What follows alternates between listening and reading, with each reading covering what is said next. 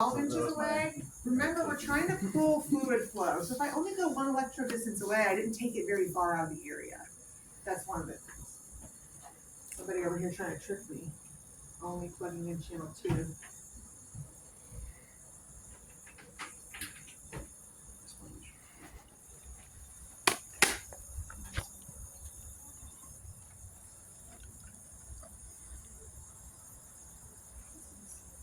Okay, so when I hit my E stem and I go down to high volt,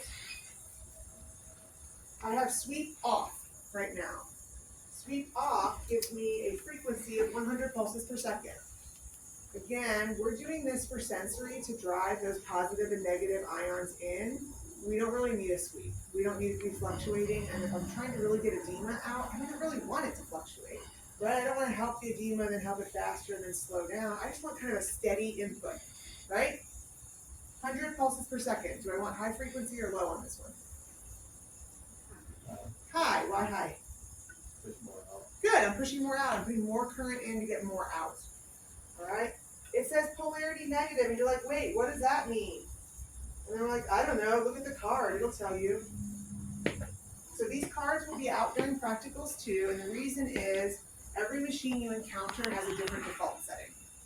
So on this one, when you see high volt, polarity on the machine indicates the polarity of the red electrode. Cool.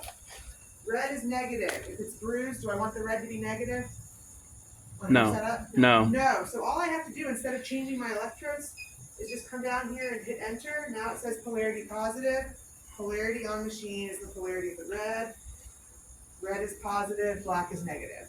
So instead of having to go unplug things, I just switched it on the machine. I'm pretty sure all of our machines, it tells you the polarity of the red. But I think the two small ones default to positive, and I think the big one defaults to negative or something like that. So you can always look at this to double check it, okay? Because in many clinics, I'm the one creating these cards for people, and then they laminate it and stick it in their thing, and you can always have it there as a clear reference. So you don't have to memorize your machine.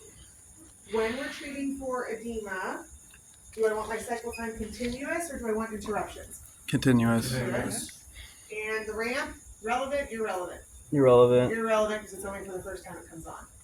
Now what's my treatment time? 20 minutes. Minimum 20 minutes. Most evidence shows 30 is optimal. So we like 30 the best, but if you don't have time for that or your patient's not even going to stay there that long, 20 is fine. Plus you might also be pairing this with another modality.